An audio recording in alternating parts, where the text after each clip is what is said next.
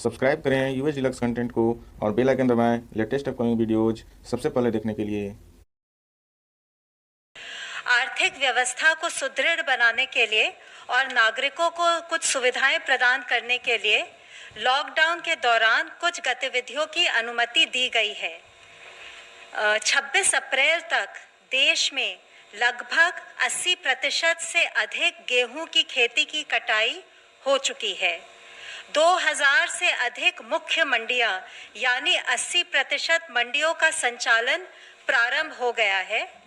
दाल और तिलहन की खरीद जारी है। किसान रथ ऐप ने कृषक और व्यापारियों के बीच लॉकडाउन के दौरान खरीद एवं बिक्री को सरल कर दिया है। 80,000 से अधिक कृषक और 70,000 से अधिक व्यापारी किसान रथ ऐप पर पंजीकृत हैं। मनरेगा के तहत भी कार्यों ने गति पाई है। वाटर कंजर्वेशन और इरिगेशन जैसे लार्ज कम्युनिटी असेट्स पर भी मनरेगा के तहत काम शुरू हो गया है और 2 करोड़ से ज्यादा श्रमिकों को रोजगार प्राप्त हुआ है। सर्वे के अनुसार लगभग 60% फूड प्रोसेसिंग यूनिट्स ऑपरेशनल हो गई हैं। स्पेशल इकोनॉमिक जोन्स में 2,825 इकाइयां और इसके अलावा 350 एक्सपोर्ट ओरिएंटेड यूनिट्स भी क्रियाशील हो चुकी हैं। कल से अगर हम देखें तो भारत में 1396 नए पॉजिटिव केस आए हैं, which takes our total confirm cases to 27,892। 20,835 people जो हैं वो एक्टिव मेडिकल सुपरविजन में हैं। पिछले एक दिन में 381 पेशेंट्स आर फाउंड क्योर्ड, जिससे कि हमारा total persons who have been cured the number become 6,184। इसको अगर हम देखें तो हम पाते हैं कि हमारा रिकवरी रेट 22.17% हो चुका है। And the positive news is कि हम देख रहे हैं कि प्रोग्रेसिवली हमारे रिकवरी रेट में इजाफा हो रहा है, हमारा रिकवरी रेट बढ़ रहा है। 16 डिस्ट्रिक्ट हैं देश के जहां पर कि पिछले 28 दिनों से कोई केस रिपोर्ट नहीं हुआ है। इन डिस्ट्रिक्ट्स में 3 नए डिस्ट्रिक्ट्स ऐड हुए हैं। अगर आप देखें 24 अप्रैल से अब तक में, वह है गोंदिया महाराष्ट्र में, देवनगेरे कर्नाटक में, लखीसराय बिहार में।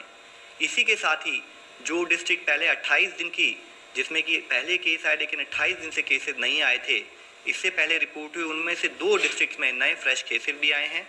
वह है पीलीभीत उत्तर प्रदेश में और एसपीएस डिस्ट्रिक्ट पंजाब के अंदर। टोटल ऐसे 85 डिस्ट्रिक्ट हैं 25 स्टेट्स और यूनियन टेरिटरीज में, जहां पर कि पिछले 14 दिनों से कोई केस रिपोर्ट नहीं हुआ है। आप सभी को पता है कि हम एक इन्फेक्शियस डिजीज से लड़ रहे हैं और इस लड़ाई में हमें सबका साथ चाहिए, लेकिन कभी कभी लैक ऑफ अवेयरनेस या लैक ऑफ प्रॉपर अंडरस्टैंडिंग के कारण हमारे मन में फियर या पैनिक घर कर लेता है और जो पॉजिटिव पेशेंट्स होते हैं या जो हमारे फ्रंटलाइन वर्कर्स काम कर रहे हैं, हम उनके साथ स्टिग्मा एसोसिएट करने लगते हैं, हम उन्हें स्टिग्मेटाइज करते हैं, हम उनके साथ भेदभाव करते हैं। लेकिन हमें समझना होगा कि हमारी लड़ाई बीमारी के साथ है, ना कि बीमार व्यक्ति के साथ।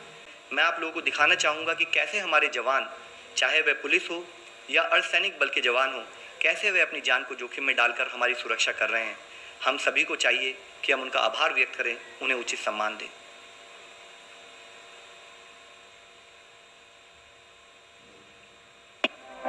मुश्किल कितनी भी गहरी हो, डरना हमें जचा नहीं। डर के आगे घुटने टेके ऐसे मरना जचा नहीं।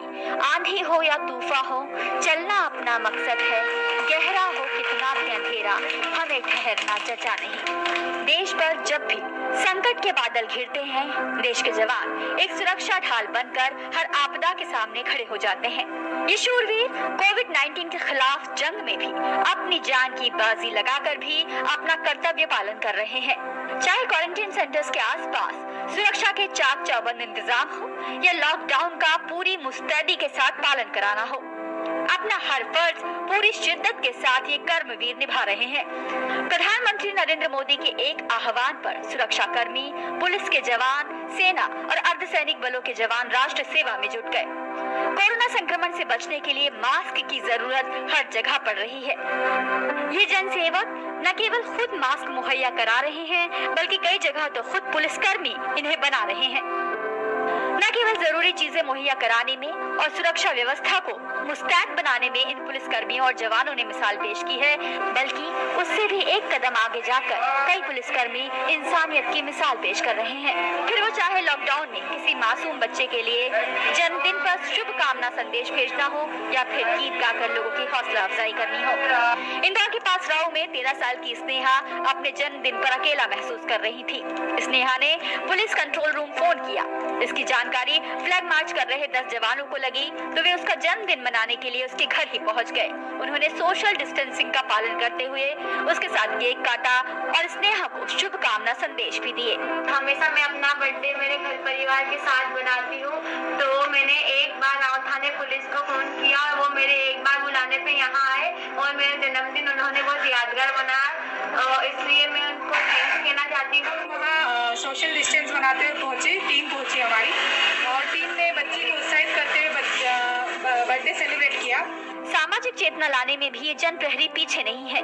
कुछ दिन पहले ही दिल्ली में सीआरपीएफ के जवानों ने लोगों को रक्तदान के लिए प्रेरित करने के लिए एक जागरूकता शिविर का आयोजन किया। नागपुर में पुलिसकर्मी एफईजी यानी पुतलों के जरिए लोगों को कोरोना संक्रमण से बचने का संदेश दे रहे हैं। वहीं महाराष्ट्र के एक पुलिसकर्मी ने कर्तव्य निष्ठा की नजीर पेश की है।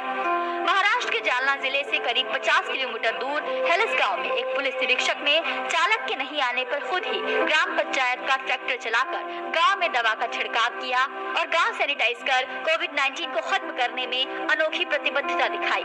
चंडीगढ़ में सीआरपीएफ के जवान जरूरतमंद परिवारों को खुद खाना बनाकर खाद्य सामग्री उपलब्ध करा रहे हैं। कोरोना संकट के समय पुलिस कर्मियों ने मानवता की मिसाल पेश की है। फिर वो चाहे गर्भवती स्त्रियों को ठीक वक्त पर अस्पताल पहुंचाना हो, दूर दराज के इलाकों में जरूरतमंद औरतों को सैनिटरी नैपकिन उपलब्ध कराना हो।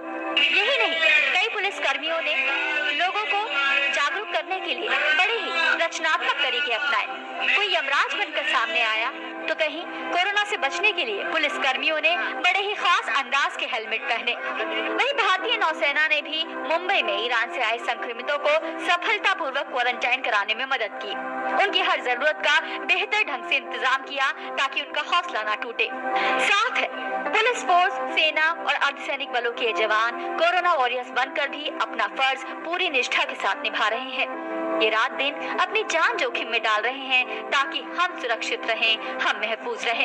इन महान शूरवीरों को देश का नमन। आज ज़रूरत है कि हम फिजिकल डिस्टेंसिंग का पालन करें ताकि हम अपने आप को बचा सकें, अपने पेरेंट्स को बचा सकें, अपने ग्रैंड पेरेंट्स को बचा सकें।